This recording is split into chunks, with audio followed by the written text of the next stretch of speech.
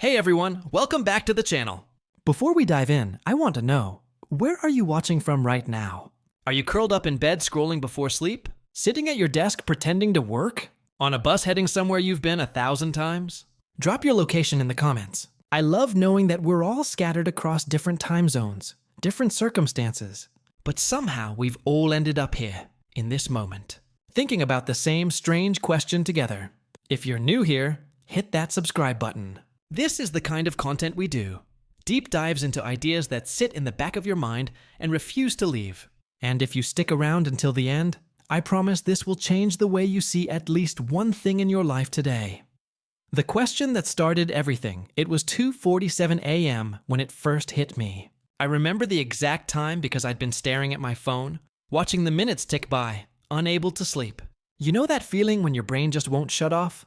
I'd been scrolling mindlessly through videos, articles, the usual digital sedative we all use. Then I stumbled across something. I don't even remember what now. Maybe a documentary clip about the universe, maybe just a random comment thread. But it planted a seed. What if none of this is what it seems? Not in a conspiracy theory way, not in a the moon landing was faked way. Something bigger. Something that would explain why life feels designed. Why challenges appear exactly when you need them. Why certain people enter your life at impossible moments. Why the whole thing sometimes feels like you're moving through stages, leveling up in some game you never agreed to play. What if Earth is a test? I sat up in bed. My heart was doing that thing where it speeds up just slightly, the way it does when you realize you've been looking at something wrong your whole life. This wasn't a new thought. Religions have been saying variations of this for millennia. But sitting there in the dark, in my tiny apartment, with the hum of the refrigerator in the background, and the distant sound of cars on the street below, it felt different. It felt real. When life feels staged, let me tell you about something that happened to me 3 years ago. I was working this soul-crushing job at a marketing firm. You know the type. Fluorescent lights, gray cubicles, meetings that should have been emails. I was miserable. Every morning, I'd wake up with this weight on my chest. This dread of another day doing work that didn't matter for people who didn't care. I kept telling myself I'd quit. I'd save up money, build my skills, and leave. But months passed and I did nothing. I was stuck in this loop of comfort and misery, too scared to jump. Then, on a random Tuesday, 3 things happened in sequence. First, my manager, the main reason I hated the job, announced he was transferring to another branch. Second, I got an email about a freelance opportunity in the exact field I wanted to move into. Third, my apartment lease came up for renewal at a price I couldn't afford, forcing me to consider relocating anyway. In one day, every obstacle I'd been using as an excuse dissolved. It was like someone had cleared the board and said, "Okay, now you have no excuse. What are you going to do?" I took the leap, and my life changed completely. At the time, I called it luck, coincidence, good timing. But looking back now, with this test idea in my head, I can't help but wonder, was that moment arranged? Were those obstacles placed there to see what I'd do when they were removed? Was something, watching to see if I'd recognize the opportunity or waste it? That's what I mean when I say life feels staged sometimes. It's not just me, right? You felt it too. Those moments when the pieces line up too perfectly. When the exact person you needed to meet appears in your life. When a disaster forces you to change in ways you'd been avoiding. We call it fate, or destiny, or everything happens for a reason. But what if it's more literal than that? What if there's an actual mechanism behind it? What if we're all moving through carefully constructed scenarios, and the whole point is to see how we handle them? The setup. A suspiciously perfect planet, okay. Let's get into the details, because this is where it starts to get weird. When I started researching this idea, I fell down a rabbit hole of astronomy and planetary science. And I've got to tell you, the more I learned about Earth's position in the universe, the more it felt less like chance and more like engineering. Think about it. We're orbiting a star at exactly the right distance. Not too close to fry, not too far to freeze. Scientists call it the Goldilocks zone, which is almost too on the nose, right? Like someone was literally setting up a test environment with the difficulty set to challenging but survivable. But it goes deeper. The moon. Our moon is weirdly large compared to our planet. Most moons are tiny relative to their host planet. Ours is huge, and it sits at just the right distance to create tides that may have been crucial for early life to develop. It also stabilizes our rotation, preventing chaotic climate swings that would make long-term civilization impossible. Then there's the atmosphere. It's thick enough to protect us from meteors and radiation, but thin enough to let sunlight through. The gas mixture is precise. Too much oxygen and everything would burn. Too little and we couldn't breathe. The magnetic field shields us from solar winds that would otherwise strip our atmosphere away, like what happened to Mars. I spent an entire weekend reading research papers about this, and I kept coming back to the same thought. This is too precise. The odds of all these factors aligning by pure chance are astronomical. Some scientists explain it with the anthropic principle. We only observe a universe that allows us to exist, so of course it looks perfect to us. But in the test framework, it's the lab setup. It's the carefully controlled environment where the experiment takes place. You wouldn't run a test in chaos. You'd create conditions that are stable enough for something interesting to happen, but challenging enough to produce meaningful data. And the challenges are everywhere. Hurricanes, earthquakes, disease, climate shifts. From a survival perspective, these are threats. But from a testing perspective, they're obstacles. They're the problems on the exam. Question 1. A plague sweeps through your civilization. Do you cooperate to find a cure? Or do you hoard resources and let others die? Question 2. The climate is changing. Do you adapt your behavior? Or do you deny it until it's too late? Every natural disaster, every scarcity, every environmental pressure could be a deliberately placed variable to see how we respond. The rules. We never agreed to. Here's something that's been bothering me. We never chose to be here. None of us signed a consent form to be born. We didn't read the terms and conditions of existence. We just showed up. And immediately, we're bound by rules. Time only moves forward. Bodies need food and water. Pain is unavoidable. Death is certain. These aren't suggestions. They're the parameters of the environment we're in. In game design, this is basic stuff. You set the rules of the world, and then you see what players do within those constraints. The more I think about it, the more Earth feels like it has the same structure. Some rules are physical and universal. Gravity works the same for everyone.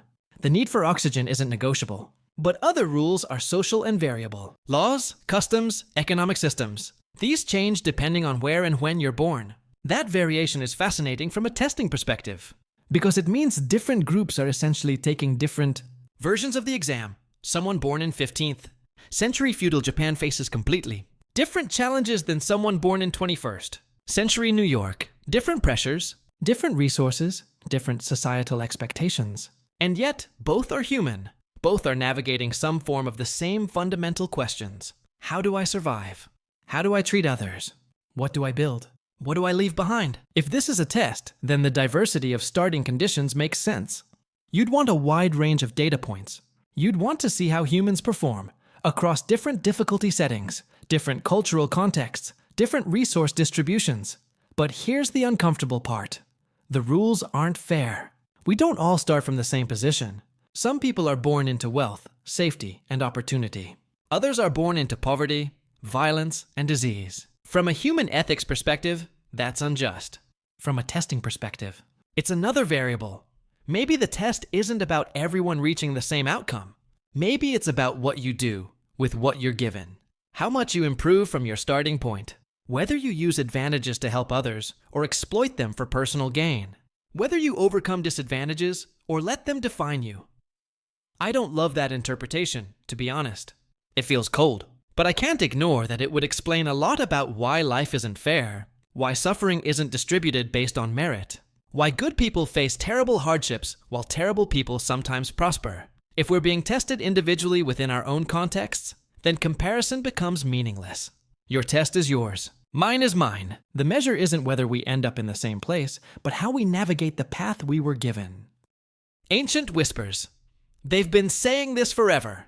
When I started looking into religious and philosophical traditions, I realized this isn't a new idea at all. Humans have been talking about life as a test for thousands of years. Different words, different frameworks, but the same core concept. Ancient Egypt had the weighing of the heart against Maat's feather. Your actions in life determined what happened after death. That's literally a grading system. In Hinduism and Buddhism, there's karma and the cycle of rebirth. You keep coming back until you learn the lessons you need to learn. That's retaking the test until you pass. Islam explicitly calls life a trial from God. Christianity talks about Judgment Day. Confucianism emphasizes moral cultivation as an ongoing assessment. Indigenous traditions around the world speak of life as a journey with lessons embedded in hardship. The specifics vary wildly, but the pattern is consistent. Your actions matter. Someone or something is keeping track, and there are consequences beyond what you can see. What struck me most was how universal this is. Civilizations separated by thousands of miles and thousands of years, with no contact between them, independently developed the same basic idea. That's either evidence that humans are psychologically predisposed to see tests in randomness, or it's evidence that we're all sensing the same underlying truth and interpreting it through our cultural lenses. I spent a month reading comparative mythology, and honestly, it messed with my head. Because if you strip away the specific imagery, the gods, the demons, the heavens and hells, what you're left with is a consistent message. Your choices have weight. Your life has purpose. You are being evaluated. Even in modern secular society, we haven't escaped this. We just reframed it. Personal growth, self-actualization, living your best life. These are just non-religious ways of saying the same thing. There's a standard you're supposed to reach, and it's your responsibility to work toward it. The test idea never went away. We just stopped calling it that. Who's watching? And why won't they show themselves? All right, this is where it gets uncomfortable for some people. If Earth really is a test, then someone has to be administering it. Someone has to be watching, collecting data, making decisions based on what they see. The classic answer is God or gods, a divine intelligence that created everything, including us, and is now observing how we use the gift of life. For billions of people, this is not a thought experiment. It's lived reality. They feel watched, judged, and accountable to something beyond the human realm. But there are other possibilities. Maybe it's aliens. Some advanced civilization so far beyond us that we're like ants to them. Maybe Earth is one of countless planets they've seeded with life, and they check in periodically to see how we're developing. We'd never see them unless they wanted us to. And they wouldn't want us to, because observation would contaminate the results. Or maybe it's future humans. If time travel or advanced simulation technology ever becomes possible, our descendants might create perfect replicas of Earth's past to study their own history. We could be living in a reconstruction, every detail pulled from records we haven't created yet. That leads into the simulation hypothesis, which is maybe the most unsettling version of all. The idea that our entire reality is a computer program, that the physical laws we think are fundamental are just code, that the watchers aren't watching from outside our universe, they're running the universe itself. Philosophers and physicists take this seriously, by the way. Some argue it's statistically more likely that we're in a simulation than that we're in base reality, because if any civilization anywhere ever develops the ability to simulate consciousness, they probably do it millions of times. Which means simulated realities vastly outnumber the original. I'm not saying I believe that, but I can't stop thinking about it. Because here's the thing, whoever or whatever is watching, they've been incredibly careful to remain hidden. Throughout all of human history, there's never been undeniable, universally accepted proof of divine intervention, alien contact, or simulation glitches. There are stories, sure, claimed sightings, experiences, but nothing that removes doubt. That ambiguity could be intentional. In psychology, when test subjects know exactly what's being measured, they change their behavior. The Hawthorne effect. Just being aware of observation alters the data. If the watchers want to see our natural behavior, how we really act when we think no one's looking, then staying hidden makes perfect sense. They'd get purer results if we believe we're in a random, unobserved universe where our actions don't ultimately matter to anyone but ourselves. But they can't stay completely invisible either. Because complete invisibility would mean we never ask the question.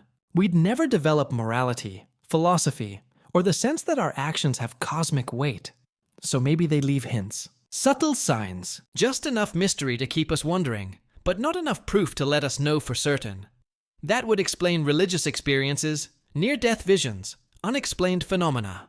Not all of them, obviously. Human psychology is messy, and we see patterns everywhere. But some of them might be intentional breadcrumbs, ways of maintaining the awareness that we might be watched without confirming it. And if that's true, then every moment of your life has an audience. When you're kind to a stranger for no reason. When you cheat because you think you won't get caught. When you work hard on something no one will see. When you help someone who can never repay you. All of it observed. All of it recorded. All of it factored into whatever evaluation is happening. I find that both terrifying and oddly comforting. My moral scorecard. The invisible ledger. Let me get personal for a second. About 6 months ago, I was in a coffee shop and I saw an older woman drop her wallet while leaving. She didn't notice. I picked it up, saw it had cash and cards inside, and for just a fraction of a second, I thought about keeping it. It was fast, maybe a tenth of a second. But the thought was there. I could use this money. She'll cancel her cards. She's old, probably has family to help her. I need this more than she does. Then I chased her down and gave it back. She thanked me, insisted on buying me a coffee, and we had a nice conversation. It was fine. I did the right thing. But I haven't been able to stop thinking about that fraction of a second. That moment when I considered keeping it. Does that moment count against me somewhere? Is there a scoreboard where that impulse got recorded, even though I didn't act on it? If this is a test, what exactly is being measured? The action I took, or the thought that preceded it? The outcome or the internal struggle? I think about this all the time now. Every small decision feels heavier. Not in a paranoid way, but in a more intentional way. When someone's rude to me and I want to snap back, I pause. When I'm tired and want to skip something I promised I'd do, I remember. When I see an opportunity to help at personal cost, I notice the choice more clearly. It's like I'm suddenly aware that there might be a running tally of everything I do. Weighted in ways I don't understand, adding up to some final assessment I'll never see until it's over. Some people would say that's just conscience, the internal voice we all develop through socialization and empathy. And maybe that's all it is. But in the test framework, conscience could be the mechanism by which the test is administered. An internal evaluator, put there by evolution or design, that approximates the judgment we'd receive from an external observer. Either way, it has the same effect. It makes me pay attention. The moral scorecard idea suggests that nothing is too small to matter. The person you are when you think no one's watching. The effort you put in when there's no visible reward. The patience you show when you're frustrated and no one would blame you for losing your temper. All of it tracked. All of it weighted. All of it contributing to a total you can't see. And here's what really keeps me up at night. What if the scoring system isn't based on what humans think is moral? What if we're all trying to maximize the wrong values? We think in terms of kindness, honesty, fairness. But what if the watchers are measuring adaptability, efficiency, or long-term species survival? A decision we consider morally right might score low if it reduces resilience. A decision we consider morally questionable might score high if it strengthens the group. We have no way of knowing. We can only act according to our own developed principles and hope they align with whatever criteria actually matter. That uncertainty is maybe the hardest part. When civilization becomes the test, I want to tell you about something I noticed during the pandemic. I know. We're all tired of hearing about it. But stay with me because this is relevant. In early 2020, when everything shut down, I watched how different people responded. Some hoarded supplies. Some shared with neighbors. Some followed guidelines religiously. Some rejected them entirely. Some used the time to learn new skills. Some spiraled into depression. And I started thinking, if this was a test question on a global exam, what would it be measuring? Maybe cooperation versus selfishness. Maybe trust in institutions versus skepticism. Maybe adaptability versus rigidity. Maybe something else entirely that we wouldn't even recognize. But what struck me most was how efficient it was as a test. One event, billions of participants, every possible human response on display simultaneously. Fear, courage, creativity, denial, altruism, exploitation. All of it visible at once, documented in real time, on a scale that's never been possible before. If I were designing a test for humanity, that's exactly the kind of scenario I'd introduce. A problem that's global, urgent, unfamiliar, and complex enough that there's no single right answer. Then I'd watch how individuals, communities, and nations respond. And civilization itself might be the mechanism for generating these tests. As societies grow more complex, they create new categories of challenges. How do you govern millions of strangers? How do you distribute scarce resources fairly? How do you balance individual freedom with collective safety? How do you make decisions that will affect people who won't be born for generations? These aren't abstract philosophy questions. They're practical problems we face every day, and our answers shape the future. From a testing perspective, civilization is perfect because it scales the experiment. Small tribes can only face certain types of challenges, but interconnected global society, that can face everything. Pandemics, climate change, nuclear weapons, artificial intelligence, economic collapse, resource depletion. Each one is a massive, multi-part question on the exam, and we're all taking it together, whether we want to or not. I think about the rise and fall of civilizations throughout history. The Roman Empire, the Mayans, the Khmer, ancient Egypt. They all reached peaks of sophistication, then collapsed. Sometimes gradually, sometimes catastrophically. Were those failures? Or were they stages in a longer process? Data points showing what doesn't work, clearing the way for new attempts. If the test is species level, then individual civilizations might be like practice runs. Each one tries a different configuration of government, economy, values. Each one generates data about what humans do with power, resources, and time. Then it ends, and the next one begins with slightly different parameters. We're in one of those runs right now, and we have no idea if this is the final attempt or just another iteration in a series that could continue for millennia. Suffering, the part of the test. I hate most okay. I need to be honest about something. The more I think about Earth as a test, the more one aspect bothers me: suffering. Last year, my friend's daughter was diagnosed with leukemia. She's 7 years old. 7. She didn't do anything to deserve it. Her parents are good people. They've lived ethically, worked hard, been kind. And now they're watching their child go through hell. If Earth is a test, what's being measured there? The parents' resilience? Their faith? The doctor's skill? The community's support? Or is it just random, and I'm imposing meaning on meaningless cruelty? I don't have a good answer. And I hate that. Suffering is the hardest part of the test hypothesis to swallow, because if it's deliberate, it means someone chose to include it. Someone decided that pain, loss, disease, and death would be part of the environment. Not as bugs, but as features. In human terms, that's monstrous. But in testing terms, it might be necessary. Without challenges, there's nothing to measure. Without loss, we'd never learn to value what we have. Without pain, we'd have no mechanism to learn from danger. Without death, there'd be no urgency to our choices. Suffering creates the conditions where our true priorities reveal themselves. It's easy to be kind when everything is going well. It's harder when you're in pain, when resources are scarce, when you're scared. Those moments show what you're made of. I think about my own experiences with loss. When my dad died 6 years ago, I went through stages: denial, anger, bargaining, depression. But eventually, I got to something else. Not acceptance exactly, but growth. I became more empathetic, more patient, more aware that everyone I meet is carrying something heavy. His death changed me in ways that nothing else could have.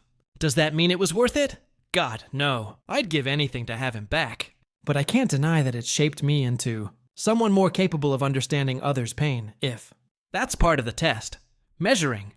Whether we use suffering to develop empathy, rather than bitterness, then maybe it makes sense.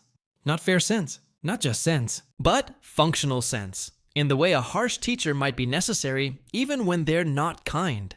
Still, I struggle with this. The idea that a child's cancer serves some cosmic purpose feels obscene. And yet, if I reject that, I'm left with a universe of pure randomness where suffering has no meaning at all. I'm not sure which is worse. The patterns I can't unsee ever. Since I started thinking about this seriously, I've been noticing things. Small things that probably mean nothing, but line up in ways that feel deliberate. 3 weeks ago, I was having a terrible day. Everything going wrong. One of those days where you just want to give up. I was walking home, completely in my head, not paying attention. Then I looked up, and there was a sunset that stopped me in my tracks. Deep oranges and purples. Clouds arranged like they were painted. For maybe 30 seconds, I forgot everything else. Was that chance? Or was that a reminder, placed exactly when I needed it, to look up? 2 days after that, I had a conversation with a complete stranger on the bus. We started talking because we were both reading books by the same author. Turns out, he'd gone through something nearly identical to what I was dealing with. He gave me advice that actually helped. Then I never saw him again. Coincidence? Or a meeting arranged because I needed that specific information at that specific time? I know how this sounds. I know pattern seeking is hardwired into human brains, and we find connections everywhere, even in randomness.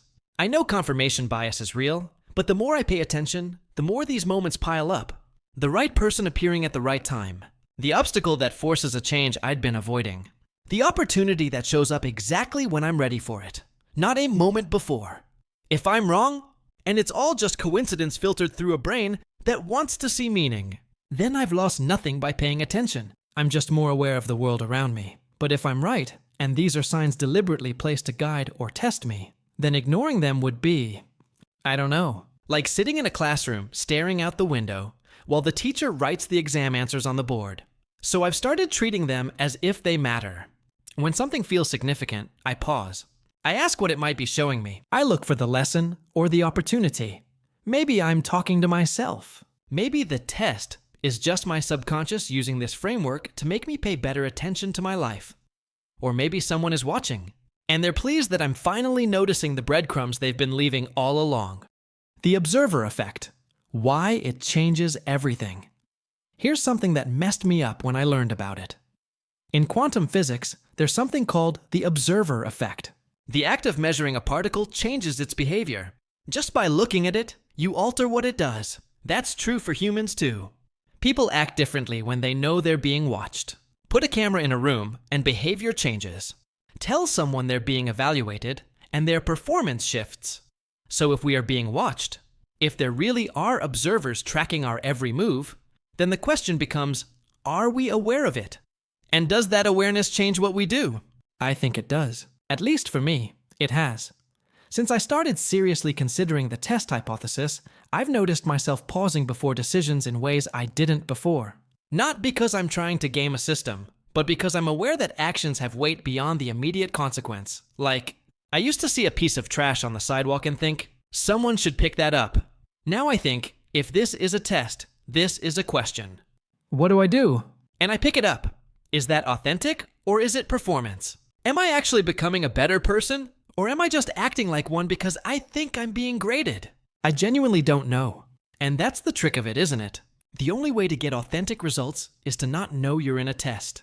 But once you suspect you're in one, your behavior changes, which means the data is contaminated. Unless that's part of it. Maybe the test has stages. Early stages measure unconscious behavior. Later stages measure what you do once you become aware. The real question isn't whether you act well, but whether you act well after you realize someone might be watching. That would be more sophisticated. And it would explain why the evidence of observation is always ambiguous, just clear enough to make some people wonder, but never certain enough to make everyone believe. Because if everyone believed with certainty, we'd all perform. But if only some people suspect, you get a range of responses. Those who never consider it, those who consider and reject it, those who consider and adapt their behavior, and those who become obsessed with figuring it out. All useful data points, all revealing different aspects of human nature. What happens when the test ends? I've been thinking a lot about graduation, about what it would mean if we actually passed this thing. In school, graduation means you're done with one level and ready for the next. You've demonstrated sufficient knowledge and skill to move forward. You get a piece of paper, maybe a ceremony, and then you enter a new environment with different challenges. If Earth is a test, what would graduation look like? Maybe it's physical. We develop the technology to leave Earth, to survive on other planets, to spread throughout the galaxy. The test was to see if we could become a spacefaring species without destroying ourselves first. Maybe it's spiritual. We reach a level of collective enlightenment or consciousness that allows us to transcend this physical reality into something else. Religions call it heaven, nirvana, ascension. Maybe they're all describing the same thing in different languages. Maybe it's technological. We build artificial intelligence that surpasses us, or we merge with machines, or we create a simulation of our own, and become the watchers for another civilization's test. Or maybe graduation is just different. A shift we wouldn't recognize from inside the current paradigm. Like trying to explain color to someone who's never had sight.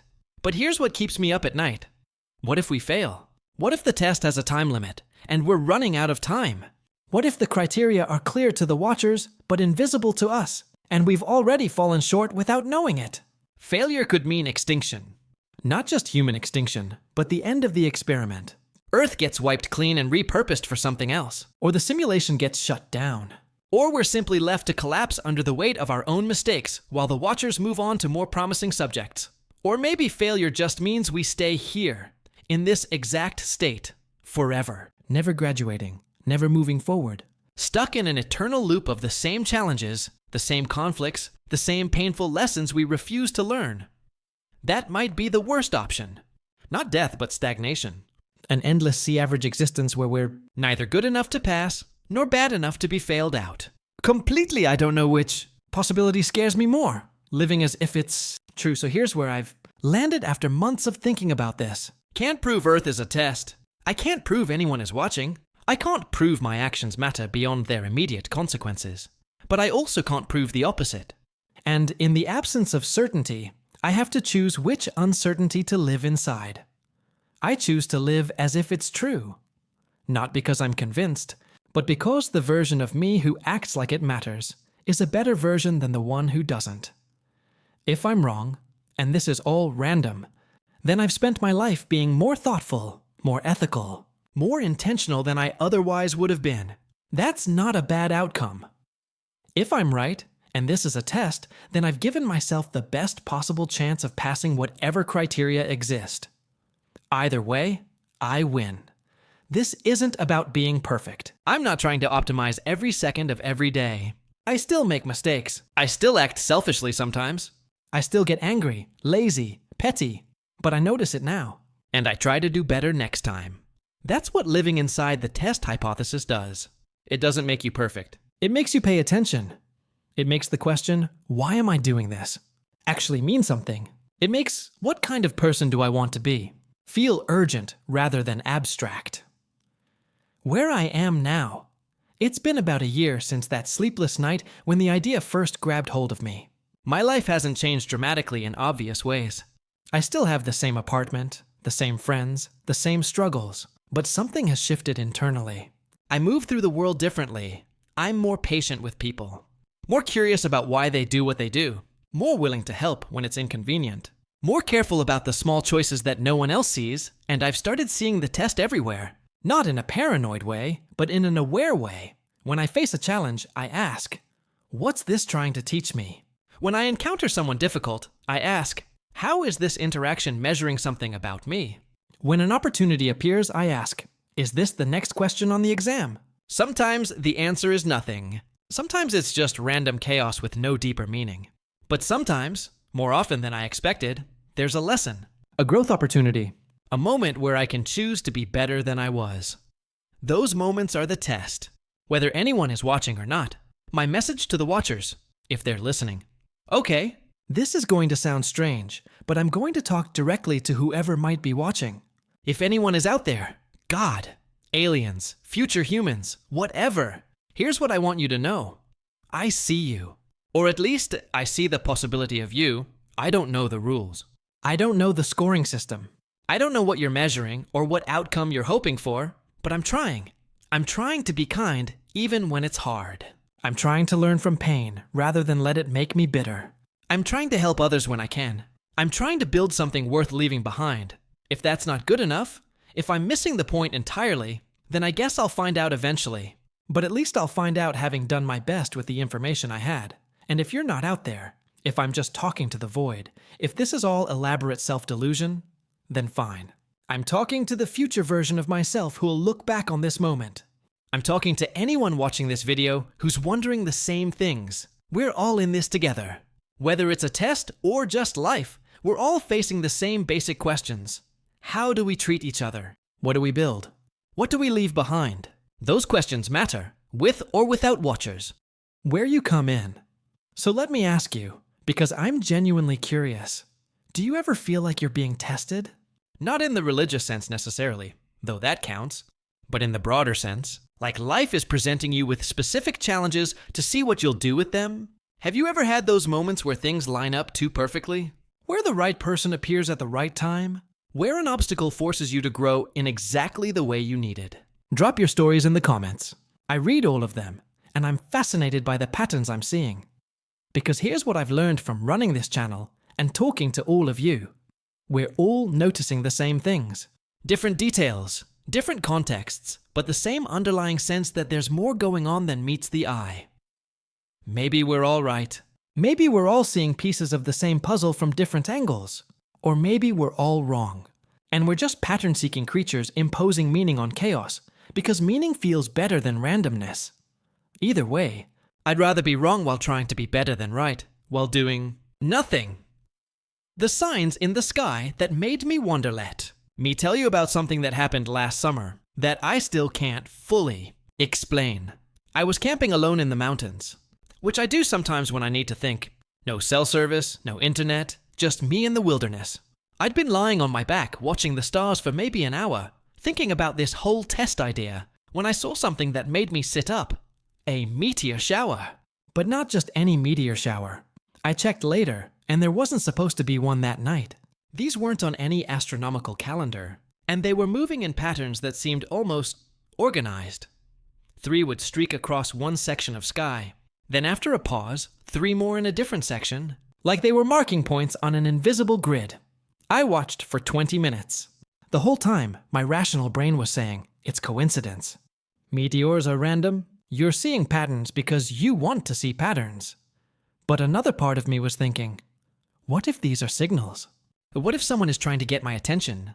I'm not saying it was aliens or divine intervention. Honestly, it probably was just random meteors and my pattern-seeking brain doing what it does.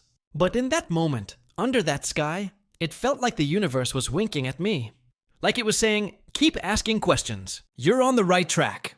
Throughout history, humans have looked to the sky for signs. Eclipses were seen as omens. Comets were interpreted as warnings. We've always felt like the heavens are trying to tell us something. And you know what? Maybe they are. Maybe not in the literal way ancient people believed, but in a subtler way. Maybe the beauty of a sunset appearing exactly when you need to remember that life isn't all darkness is a sign. Maybe the way storms force us to shelter together, reminding us that we need each other, is a sign. Or maybe we're designed to extract meaning from everything, because that's what keeps us engaged with the test. A student who sees meaning in their coursework stays motivated. A student who thinks it's all pointless drops out.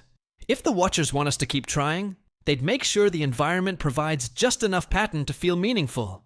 Not proof, but suggestion. Not answers, but possibilities. When I started questioning my own memories. Here's where this gets really weird, and I hesitate to share this because I know how it sounds.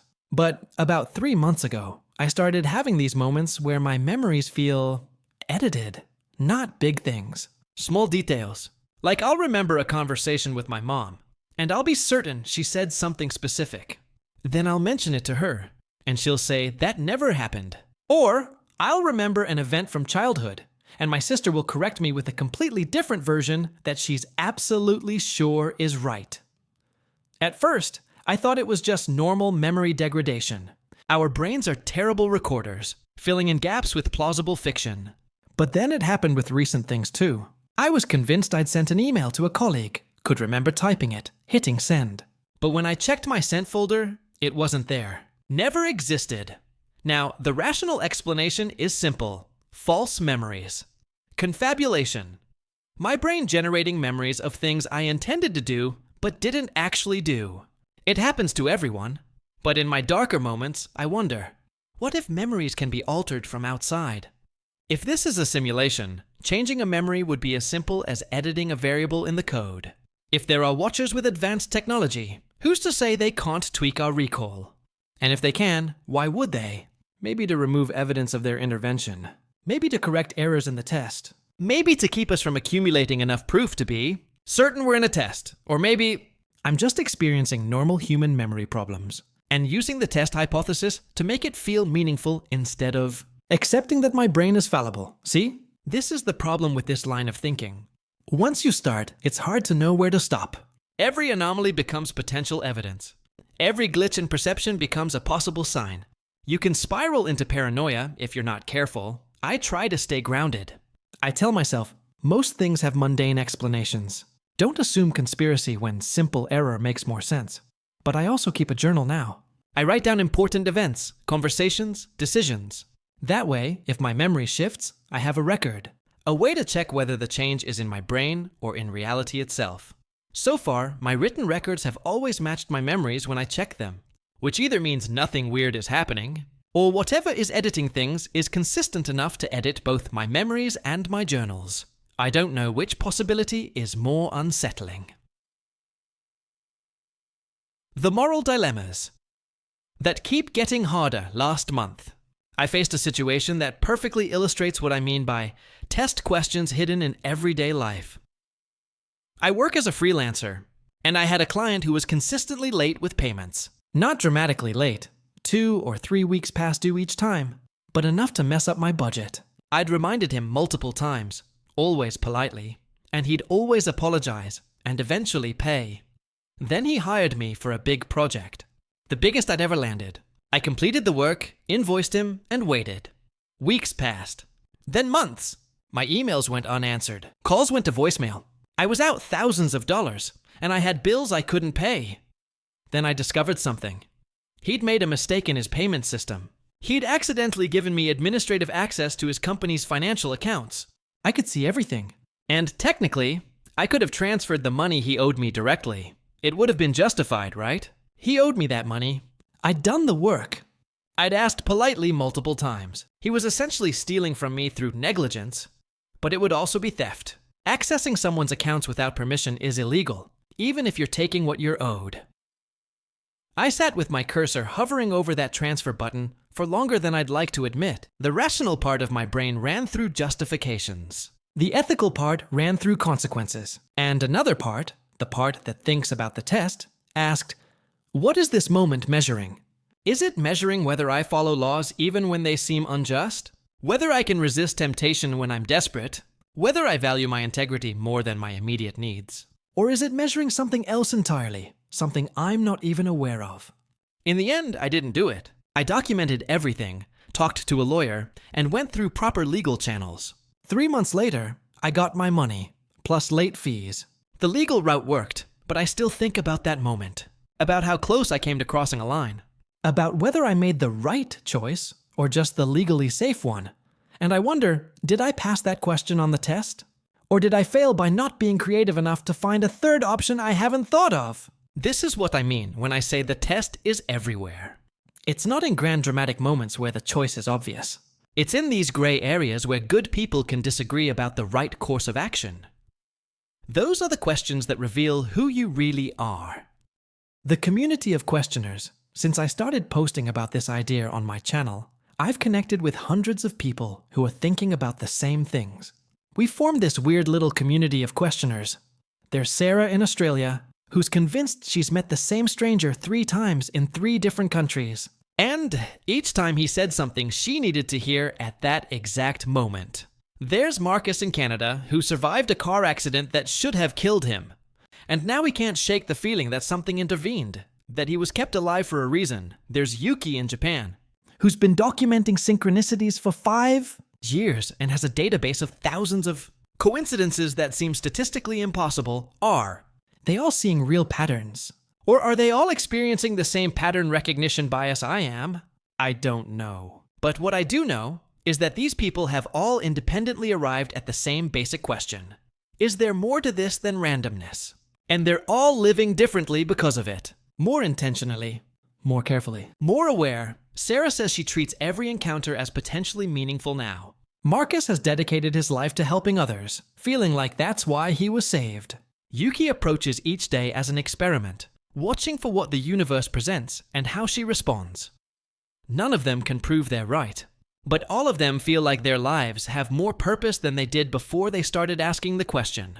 That might be the real power of the test hypothesis. Not that it's provably true, but that believing it might be true makes you a better version of yourself. It's like Pascal's wager, but broader. The 17th century philosopher Blaise Pascal argued that it's rational to believe in God, because if you're right, you gain everything, and if you're wrong, you lose nothing. The same logic applies here. If Earth is a test and you live as if it is, you're prepared for whatever comes next. If it's not a test and you live as if it is, you've still lived a more meaningful, intentional life than you otherwise would have. You win either way. The extinction events that reset everything. 1. Thing that really bothers me about the test hypothesis is how it reframes mass extinctions. Earth has been through at least 5 major extinction events. The dinosaurs are the most famous, wiped out 66 million years ago, probably by an asteroid impact. But there were others even more devastating. The Permian-Triassic extinction killed about 96% of all marine species and 70% of terrestrial vertebrates. It's called the Great Dying for a reason. If Earth is a test, what are extinction events? Resets? Do-overs. Clearing the board when the experiment isn't producing useful results? That's a chilling thought. It means that if we fail badly enough, the solution might not be to help us improve. It might be to wipe the slate clean and start over with something else. And it's not just biological extinctions. Civilizations go through their own collapse cycles. The Bronze Age collapse, the fall of Rome, the disappearance of the Maya. Each time, complex societies reduced to shadows, knowledge lost, populations decimated. Then, slowly, something new grows from the ruins. New civilizations with new ideas, learning some lessons from the past, but often repeating the same mistakes in new forms. From a testing perspective, these cycles make sense. If you're trying to understand the full range of possibilities for intelligent life, you'd want to see multiple attempts. Different starting conditions, different environmental pressures, different social structures. Each civilization is like a different experimental run. When one collapses, you document the results and initialize another trial with modified parameters. It's efficient from a research standpoint, horrifying from a human standpoint, because it means that everyone who died in those collapses, every person who suffered, who lost loved ones, who watched their world end, might have been sacrificed for data collection. I hate that implication. But I can't ignore it.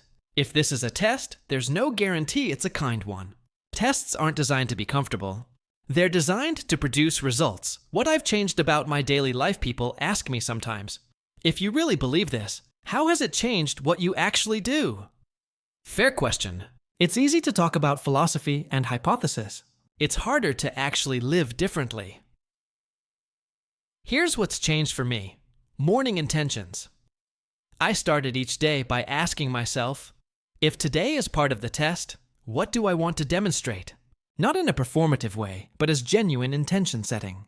Some days it's patience. Some days it's creativity. Some days it's just surviving with grace.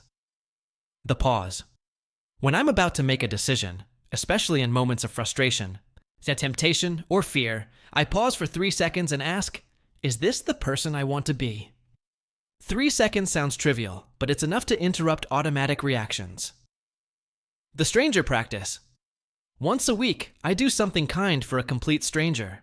Small stuff. Buying coffee for the person behind me in line, helping someone carry groceries, leaving encouraging notes in library books. Not for recognition, but as practice for acting without expectation of reward. The journal. Every night, I write down 3 things. 1 choice I'm proud of, 1 I'd make differently, and 1 pattern I noticed. Over time, this creates a record of my own growth, or lack thereof, that's more honest than memory alone. The conversation commitment. When someone talks to me, I actually listen. Not just waiting for my turn to speak, but genuinely trying to understand. I treat each conversation as if it might be the most important interaction that person has that day. Because sometimes it is. The discomfort acceptance. When something is hard, instead of immediately seeking escape or distraction, I sit with it for a while. I ask what it might be trying to teach me. Sometimes the answer is nothing. It's just hard. But sometimes there's something valuable in the difficulty itself. These aren't revolutionary changes. I'm not suddenly a saint. I still screw up regularly. I still get angry, lazy, selfish. But I notice it now, and I'm getting better at correcting course quickly instead of letting it become a pattern. That's what living inside the test hypothesis does. It doesn't make you perfect, It makes you pay attention to your own behavior in a way that naturally leads to improvement. The simulation hypothesis, when it got too real okay, I need to tell you about the rabbit hole I fell down. About 3 months ago, that honestly shook me. I was reading about the simulation hypothesis, the idea that our reality might be a computer program run by some advanced civilization. It's a popular idea in tech circles. Elon Musk has talked about it. Philosophers take it seriously. The basic argument goes like this. If any civilization anywhere develops the ability to create realistic simulations of conscious beings, they probably create millions of them, which means simulated realities vastly outnumber base reality. Therefore, statistically, we're more likely to be in a simulation than not. I'd heard this before and thought it was interesting, but abstract. Then I started researching the technical details, and something clicked that made my skin crawl. Video games already create entire worlds with their own physics, their own rules. NPCs, non-player characters, in modern games can have surprisingly complex behavior patterns. They're not conscious, but to a player, they can seem like they are. Now imagine that technology advancing, not just decades, but centuries or millennia. Eventually, you'd be able to create simulations indistinguishable from reality, populated by beings with subjective experiences identical to ours. If that's possible, and there's no fundamental reason it shouldn't be, then it's probably happened. And if it's happened, there are almost certainly more simulated beings than biological ones, which means you're probably one of them. I am probably one of them. This whole life, every memory, every relationship, every sensation, all of it could be code running on hardware in some reality we can't perceive. That thought hit me at 3 a.m., and I didn't sleep the rest of the night, because if it's true, then the test hypothesis becomes much more literal. We're not metaphorically being tested. We're explicitly an experiment, with observers who have complete control over every parameter of our existence. They could alter our memories, change the laws of physics midstream, introduce variables to see how we react, shut us down when the experiment is complete, and we'd never know. Because from inside the simulation, there's no way to detect it unless the creators want us to. The really disturbing part? Some physicists think there might be evidence. The fact that there seems to be a speed limit to the universe, the speed of light. The way quantum mechanics works, with things existing in probability states until observed. The fact that there's a smallest possible unit of space and time, Planck length and Planck time. Yeah, these all look suspiciously like the limitations you'd expect in a computational system. It's like finding pixels when you zoom in far enough. Signs that reality has a resolution limit because it's rendered, not fundamental. I spent weeks researching this, and the more I learned, the less I could dismiss it as sci-fi fantasy. Respected scientists entertain this seriously. Papers get published in legitimate journals exploring the implications. And here's what really messed me up. If we are in a simulation, it doesn't change anything about what I should do. The test is still the test, whether it's running on divine consciousness, alien supercomputers, or the fundamental fabric of a truly physical universe. My choices still matter to the people around me, to my own development, and to whatever entity might be observing. In fact, if we're simulated, it might mean the test is even more important. Because if someone went to the trouble of creating an entire universe just to watch us, they probably have a specific reason. Something they're trying to learn or achieve through this experiment. And our job is still the same. Be the best version of ourselves we can be, with the information and circumstances we've been given. So after weeks of existential terror, I landed back where I started, just with a different framework around it. Does it matter if the test is biological, spiritual, or computational? The test is still the test. The moments when I almost gave up. This idea, I want to be honest about something. There have been times when I almost stopped thinking about this entirely. About 2 months ago, I was going through a particularly hard stretch. Financial stress, relationship problems, general life chaos. And I found myself thinking, if this is a test, it's a cruel one. If someone is watching, they're sadistic. I don't want to believe in a universe that would deliberately design suffering. I was angry at the hypothetical watchers, at the universe, at myself for entertaining this idea in the first place. I told myself it was all nonsense. Coincidences are just coincidences. Patterns are just pattern recognition bias. Life is random. Meaning is something we impose because randomness is too uncomfortable. And I needed to grow up and stop looking for cosmic explanations for ordinary existence. For about a week, I lived that way, deliberately rejecting any notion of deeper meaning, treating everything as pure materialism and chance. And you know what? It felt terrible. Not because I need there to be a test, but because living as if nothing matters beyond the immediate makes everything feel hollow. Kindness feels pointless. Effort feels wasted. Why try to be better if there's no structure, no purpose, no possibility of it leading anywhere? I realize that even if I'm wrong, even if this is all delusion, it's a delusion that makes me functional and motivated and kinder. It's a useful framework, regardless of its truth value. There's a concept in philosophy called useful fictions. Ideas that might not be literally true, but serve important purposes. The social contract is a useful fiction. There's no actual contract we've signed, but acting as if there is helps society function. Money is a useful fiction.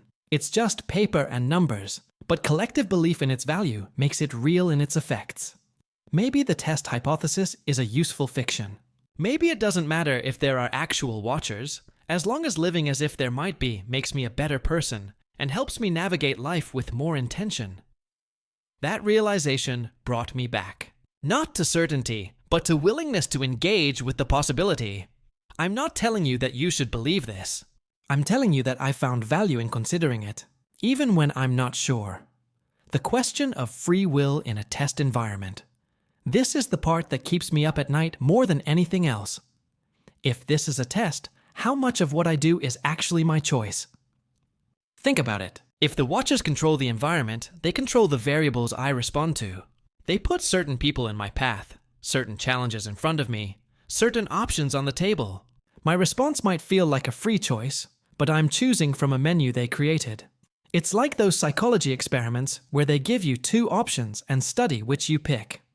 Your choice is real, but the framework was designed by someone else. So when I make what feels like a meaningful decision, am I actually exercising free will?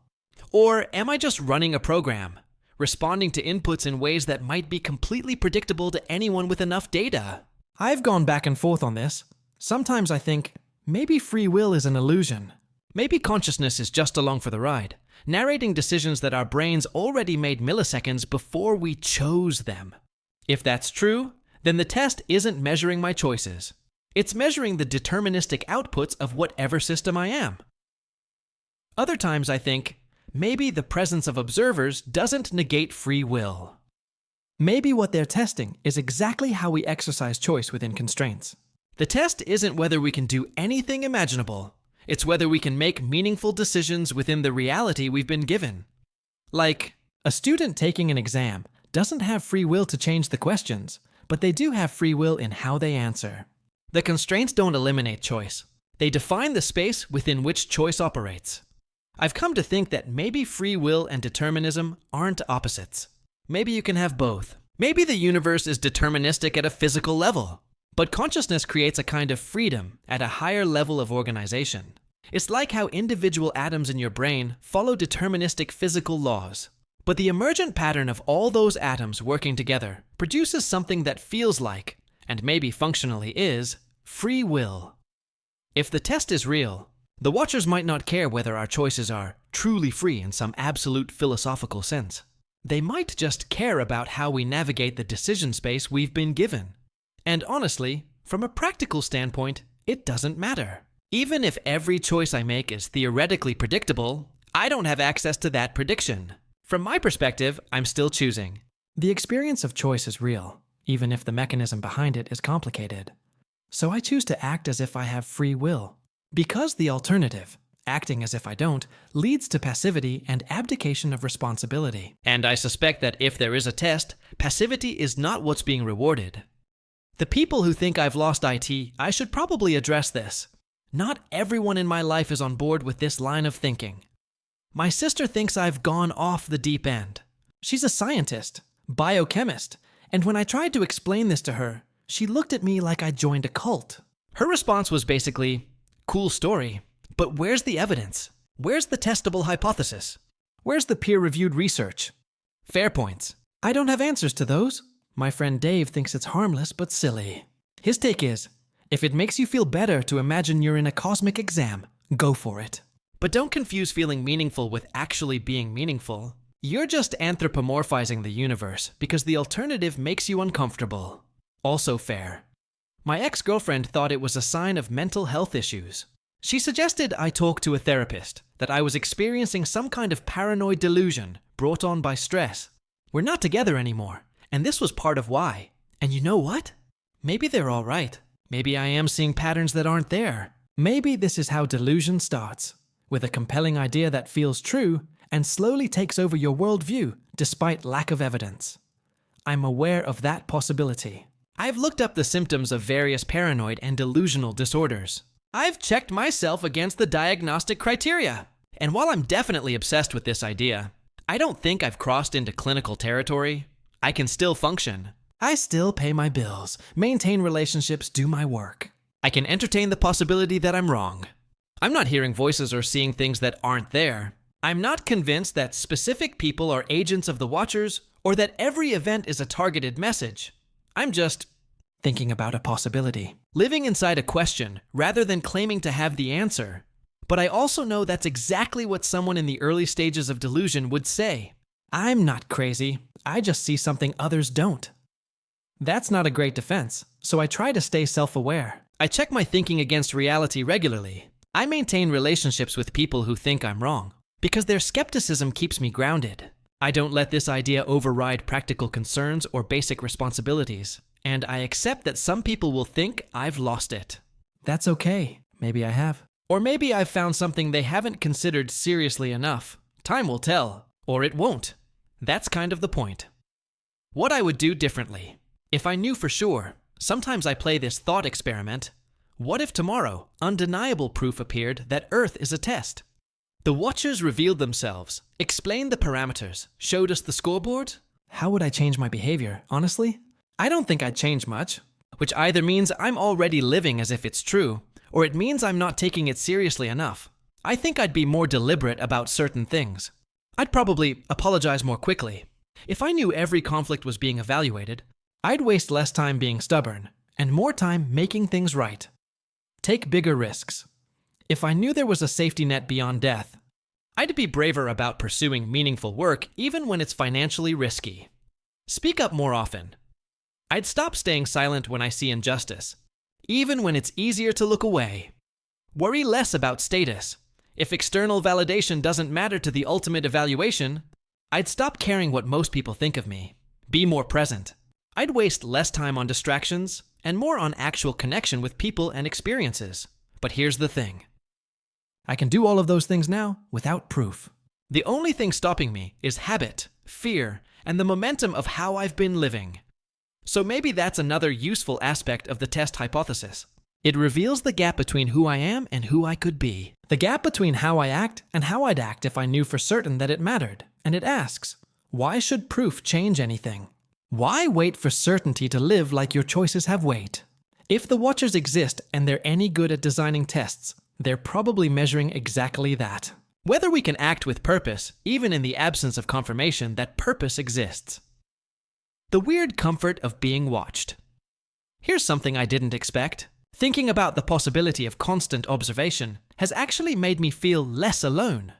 When I'm going through something difficult, when I'm struggling with a decision, when I'm in pain, there's a comfort in imagining that somewhere, someone is watching. Not to judge harshly, but to witness. To see that I'm trying. It's like having an invisible companion who never leaves, who sees all your private victories and struggles that no one else notices. That might sound creepy to some people. The idea of constant surveillance is dystopian in most contexts. But this feels different. Not oppressive, but validating. Like when I do something kind that no one else sees, something in me relaxes, thinking, well, if no one else noticed, at least the Watchers did. It still counted. Or when I'm suffering alone, when the pain is private and invisible. At least someone sees this. Someone knows this is happening. It's probably a coping mechanism, a way of not feeling completely isolated in my individual experience. But if it is a coping mechanism, it's a powerful one. And maybe that's part of why humans created gods in the first place. Not because gods definitely exist, but because the concept of benevolent observation serves a psychological need. It makes us feel witnessed, valued, part of something larger. If the test is real, maybe that feeling isn't just psychology. Maybe it's recognition of an actual truth we can't quite see directly. Or maybe the psychology and the truth are the same thing, and that's the point. Where this leaves me now, so after a year of thinking about this obsessively, where have I landed? I still don't know if Earth is a test. I genuinely don't. The evidence is ambiguous enough that I can't move from possible to probable, let alone to certain.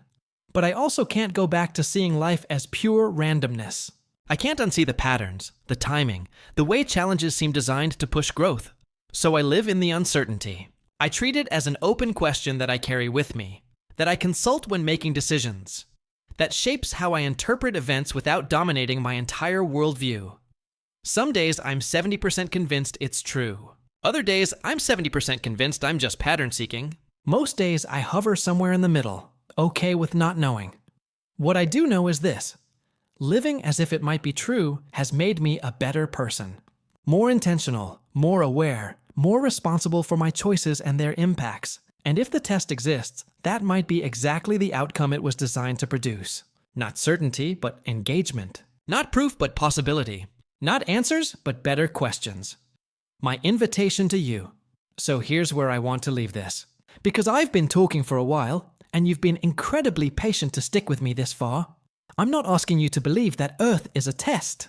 I'm asking you to consider the possibility, to sit with it for a while, and see how it changes your perspective. Try this. For 1 week, live as if it's true. As if every choice matters. Every interaction is evaluated. Every challenge is a question designed specifically for you. Don't announce it to anyone. Don't make it performative. Just quietly adjust your internal approach to life.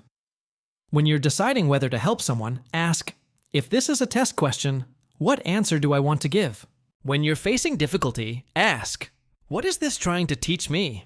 When you notice a coincidence or pattern, ask, is this a sign? And if so, what's it pointing toward? And then, at the end of the week, assess. Did it change anything? Did you make different choices?